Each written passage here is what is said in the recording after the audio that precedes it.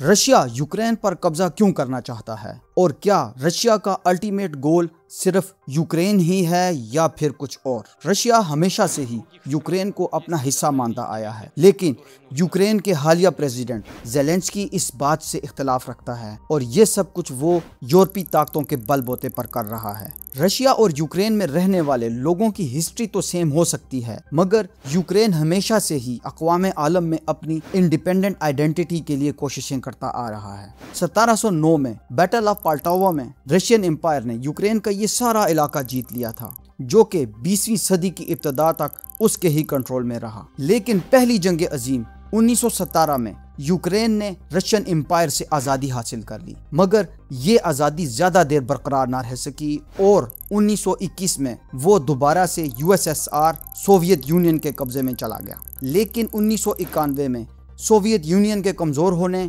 और अमेरिकी साजिश के सबब यूक्रेन ने दोबारा से आज़ादी हासिल कर ली, बहुत सी वस्ती एशियाई रियासतों की तरह। और इसी प्रोसेस से न सिर्फ 15 नए मुल्कों ने जन्म लिया, बल्कि दुनिया बाईपोलर वर्ल्ड से यूनिपोलर वर्ल्ड में तब्दील हो गई और अमेरिका दुनिया की वाहिद सुपर पावर के तौर पर सामने आया। जबकि रशिया के इन्फ्लुएंस को रोकने के लिए NATO, North Atlantic Treaty Organisation को भी बनाया गया। नेटो ने मुसलसल यूरोपीय इलाकों के अलावा इन रशियन सरहदी इलाकों को भी अपने पावर ऑफ इन्फ्लुएंस में शामिल करने की कोशिशें शुरू कर दी।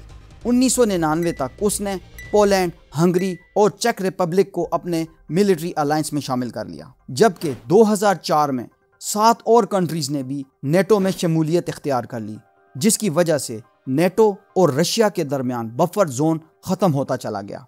बेलारूस और यूक्रेन ये 2 कंट्रीज ऐसे थे जिनके नेटो में शामिल हो जाने से रशिया की यूरोप के साथ मौजूद सारी सरहदें एक्सपोज हो जानी थी। सिर्फ यूक्रेन अकेला ही रशिया के साथ 2295 किलोमीटर का बॉर्डर शेयर करता है।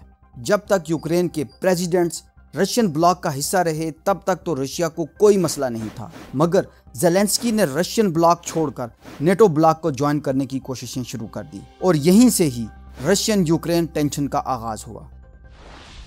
यूरोपीय यूनियन की भी पूरी कोशिश थी कि यूक्रेन को नेटो क्लब में शामिल कर लिया जाए, भले ही उसके लिए नेटो गाइडलाइन को ही क्यों ना बाईपास करना पड़े, क्योंकि नेटो की गाइडलाइन के मुताबिक कोई भी ऐसा मुल्क नेटो ब्लॉक का मेंबर नहीं बन सकता जिसका कोई बॉर्डर डिस्प्यूट हो, और यूक्रेन का रशिया के साथ बॉर्डर डिस्प्यूट भी था। इसी सबब रशिया नेटो को वार्निंग देता रहा कि यूक्रेन को नेटो क्लब का मेंबर ना बनाया जाए, लेकिन यूरोपीय यूनियन यूक्रेन को नेटो का मेंबर बनाने की मुसलसल कोशिशें करती रही और यही वो वजह बन गई जिसने रशिया को यूक्रेन पर हमला करने का मौका फराहम कर दिया। और अब 2025 में रशिया यूक्रेन के एक बड़े इलाके पर कब्जा कर चुका है। यूक्रेन भले ही रशियन एक्सपेंशन प्लान का पहला टारगेट है, मगर रशिया का अल्टीमेट गोल है अपने सोवियत दौर के तमाम इलाकों और ताकत को वापस हासिल करना।